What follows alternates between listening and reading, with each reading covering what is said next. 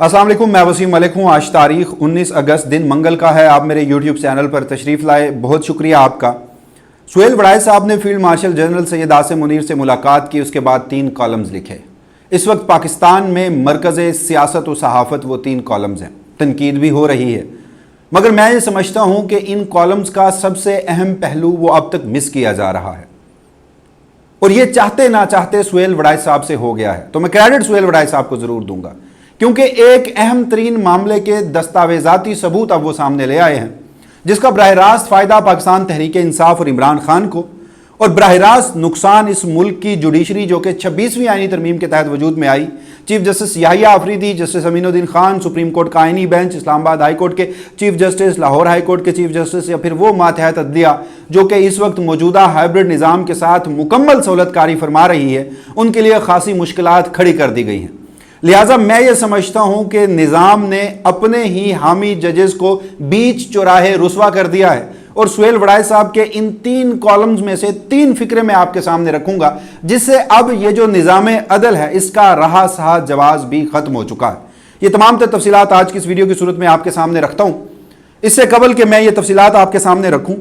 सुहेल वड़ाई साहब को मैं ये क्रेडिट ज़रूर दूंगा। देखिए, वो बड़ी तनकीद की जद में है, हमने भी खासी तनकीद की। किसी भी सहाफ़ी के लिए इस तरह की अहम मुलाकात का होना, सहाफ़ी इस तरह से मुलाकातें करते हैं और उनके लिए खासा अहम होता है, वो उससे खबरें निकालते हैं। सुहेल वड़ाई साहब ने भी इसके लिए खासी तगोदो की, और क्रेडिट तो है कि वो इतनी तगोदो, इतने कॉलम्स लिखने, इतना गिला करने और मोहसिन नकवी साहब से बार बार कहने के बाद बुलाए गए, और फिर उन्होंने एक इंटरव्यू कर ही डाला। अब उस इंटरव्यू को गालबन वो जिस तरह से वो खेला जाना चाहते थे ये लोग, वो खेला नहीं गया, मामला उल्टा पड़ा है। तो अब कुछ इसकी तरदीदें भी सामने आना शुरू हो चुकी हैं। मगर इसका जो दिलचस्प पहलू है वो ये कि जहां हम सुहेल वड़ाई साहब की तनकीद कर रहे हैं वो ये कि आप किसी शख्सियत से मिलते हैं और उसके बाद अगर आपके पास कोई खबर है और आप इतनी वक़्त रखते हैं, आप इतनी ताकत रखते हैं और उसके म्यूज़िक को फेस कर सकते हैं मौजूदा पाकिस्तान की सियासी सूरत हाल में, अगर आप सुहेल वड़ाई साहब हैं, निज़ाम के हामी जजेस हैं, उनकी तारीफ़ करते हैं, तो आपको तो फिर म्यूज़िक फेस ही नहीं करना पड़ेगा। तो फिर बेहतर था कि जो कुछ हुआ आप वो करते।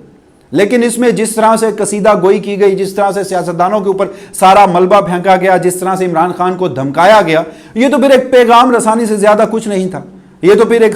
जो सहाफ़ी है वो कसीदा गोई में इस कदर आगे चला गया है कि उसने सहाफ़त और जो अक्सर डिजिटल मीडिया के लोगों के ऊपर ये इल्ज़ामात लगते हैं कि वो एक्टिविज़म कर रहा है, तो उसने वो जो लकीर है वो बड़ी खूबसूरती से अबूर कर ली है। बहरहाल टॉपिक की तरफ वापस लौटते हैं, जहाँ मैं कह रहा था कि मुझे नहीं पता ये चाहते ना चाहते हुआ है, मगर गालिबन निज़ाम अदल को, अपने जजेस को और मौजूदा रजीम की एक चीज़ जो बड़ी वाज़ेह है और हर मामलात में आपको नज़र आती है, पहले इस्तेमाल किया जाता है, फिर डिस्क्रेडिट किया जाता है। और मौजूदा सियासी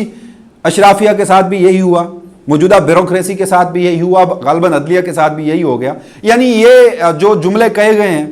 और जो इंटरव्यूज़ में बताया गया, सुहेल वड़ाई साहब ने कॉलम में लिखा, उसकी तो बराह रास्त मुतासरा मौजूदा अदलिया है, वो अदलिया जिसने एक फैसला भी इस निज़ाम के खिलाफ नहीं दिया, तमाम फैसले आपके हक में दिए, तमाम जो इस सारे मामले में शराइत थी वो आपकी पूरी की हैं। एग्जैक्टली कहा क्या गया है वो मैं अब आपके सामने रख देता हूं। मैंने तीनों कॉलम्स को बगौर पढ़ा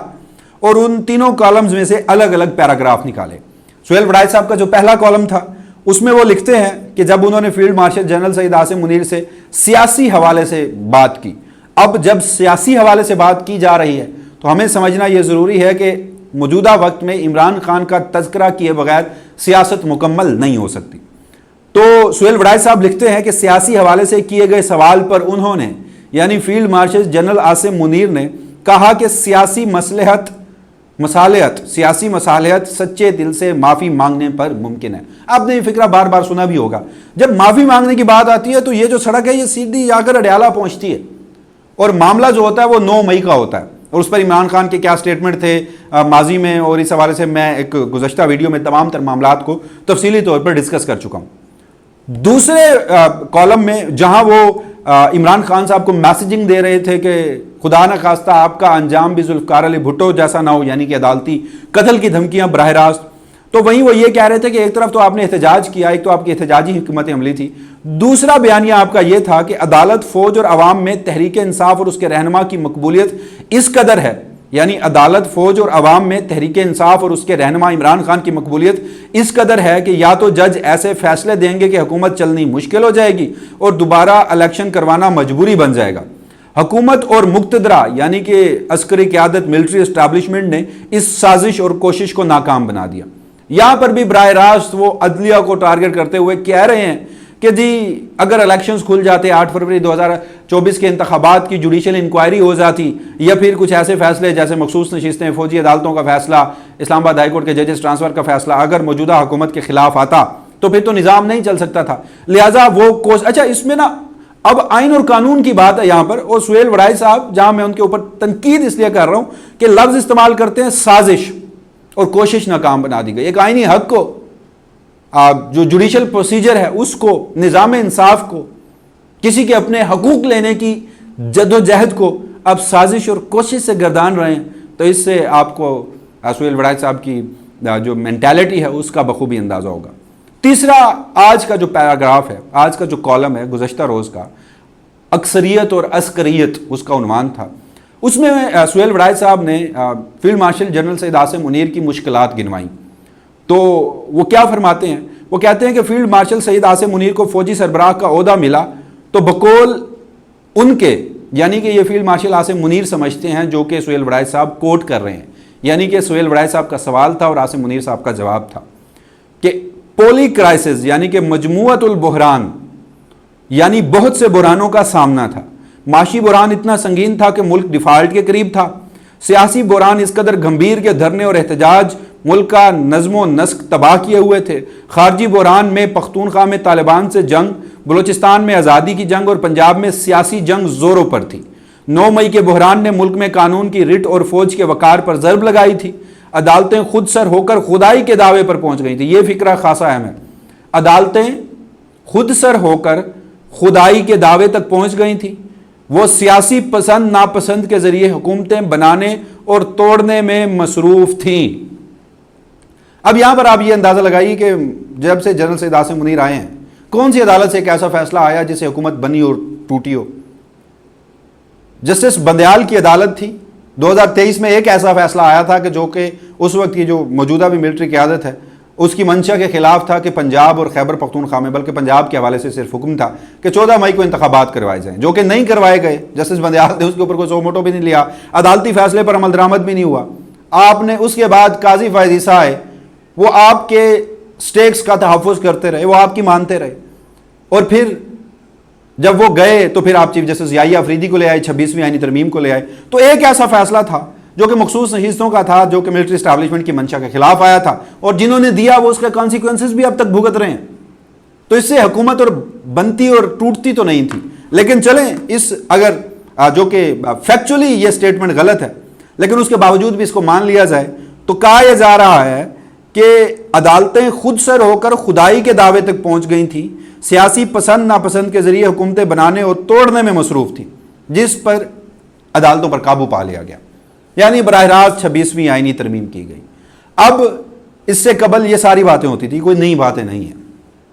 میں جو چیز اسٹیبلش کرنا چاہ رہا ہوں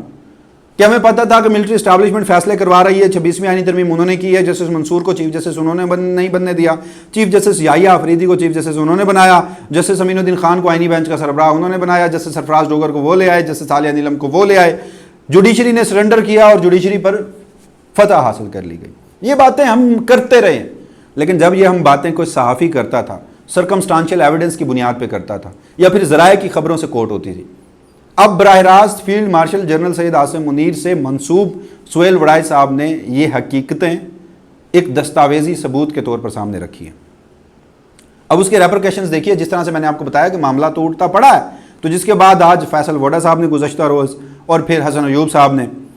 اس کی تردید کی کہ ملاقات تو جی کوئی نہیں ہوئی، وہ خطابات تھے، اور خطابات جو وہاں انہوں نے برسلز اور امریکہ میں کسی اور شہر میں کیے تو ان سے جوڑ کر اس کو انٹرویو کی صورت اختیار کر دی جاتی ہے، تو پھر تردید آ جاتی، اور اس کا جو ایک بڑا زبردست طریقہ تھا، تردید کر دیتے DGISPR صاحب، لیکن کالم 3 دن مسلسل چھپتے رہے اور اس کی تردید کوئی نہیں آئی۔ اور سہیل وڑائی صاحب جو ہیں وہ اس وقت بھی یورپ میں، گزشتہ روز ان کی ایک تصویر جاری ہوئی تھی۔ تو اب یہ ساری چیزیں ہو گئی ہیں اسٹیبلش۔ اب مجھے ایک بات بتائیے آپ، جب یہ چیزیں اسٹیبلش ہو گئی ہیں تو چیف جسٹس یحییٰ آفریدی जस्टिस अमीनुद्दीन खान, आइनी बेंच के तमाम जजेस, जस्टिस सरफराज डोगर, ट्रांसफ़र शुदा इस्लामाबाद हाई कोर्ट पर मुसल्लत शुदा जजेस, Lahore high court justice Aalia Neelam, Peshawar high court, Sindh high court, या वो तमाम जजेस मातहत जुडिशरी जो इमरान खान को सज़ाएँ दे रही है, उनकी क्या वक़्त रह गई है, इस अदालती निज़ाम की क्या वक़्त रह गई है कि ये चीज़ अब इस्टाब्लिश हो चुकी है कि इमरान खान को रिलीफ मिलेगा तो मिलिट्री इस्टाब्लिशमेंट से मिलेगा। अदालतें खुद सर हो गई थी, उन्हें काबू कर लिया गया है। 26वीं आईनी तरमीम भी इस्टाब्लिश हो गई, चीफ जस्टिस याहिया अफरीदी भी इस्टाब्लिश हो गए। और यहां पर एक और दिलचस्प बात, 3 शराइत हम मुख्तलिफ वीडियोज़ की सूरत में आपके सामने चीज़ें रखते रहे हैं कि 26वीं आईनी तरमीम के बाद जस्टिस मंसूर अली शाह से मुतादिद मुलाकातों की कोशिश होती रही ताकि मामला तय करके 26वीं तरमीम को लेजिटिमाइज दिखाने के लिए उन्हें ही चीफ जस्टिस बनाया जाए। और फिर शराइत रखी गई, चीफ जस्टिस याहिया अफरीदी के सामने 3 शराइत थी, आईनी बेंच के सरबराह के सामने जस्टिस सरफराज डोगर के सामने सिर्फ 3 शराइत थी। अच्छा, वो 3 शराइत भी अब पूरी हो चुकी हैं, यानी कि वो खबर की भी अब तस्दीक हो चुकी है। पहली शर्त, इमरान खान वापस नहीं आएगा। अब इमरान खान के वापस ना आने की 2 सूरतें, एक तो उनकी रिहाई यानी उनके जो केसेस हैं, दूसरा 8 फरवरी का मैंडेट। दूसरी शर्त थी कि फौजी अदालतें बरकरार रखी जाएंगी। तीसरी थी कि मखसूस नशिस्तें किसी सूरत पीटीआई को नहीं दी जाएंगी। हुआ तो ऐसे, ये तीनों मामलात हुए, तीनों के तीनों मामलात हुए।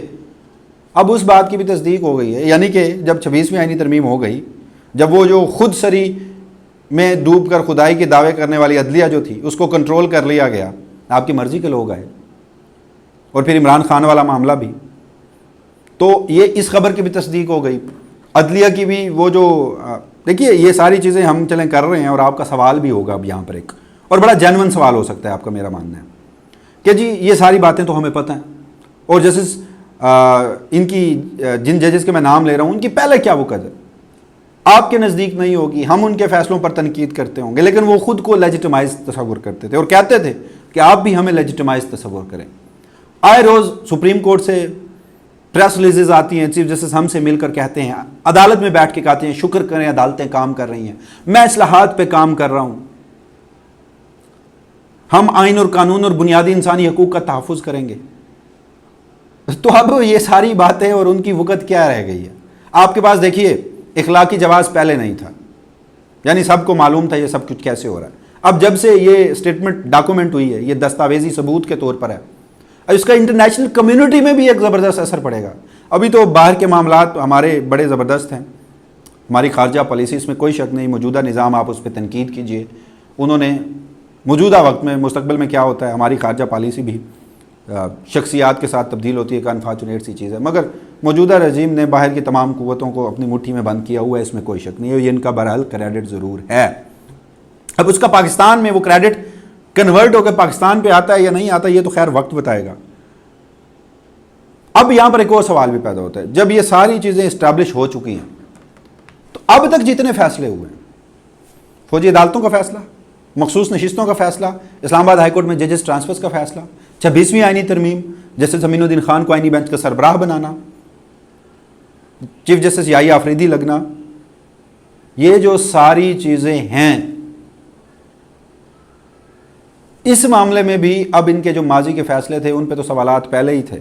अब तो ये चीज़ प्रेमा फेशाए साबित हो चुकी है कि ये सहूलतकारी फरमारी आ रही थी। और मुस्तकबिल में जज के पास, देखिए मैं एक बार बार करता हूँ, मौजूदा वक्त में तो हम ये बात नहीं कर सकते क्योंकि अदलिया जितनी कॉम्प्लिसिट है उन्हें फ़र्क नहीं पड़ता, लेकिन जज की सिर्फ इखलाकी जवाज़ होता है। वो फैसले जब देता है ना तो उसके पास कोई बंदूक, कोई तोप,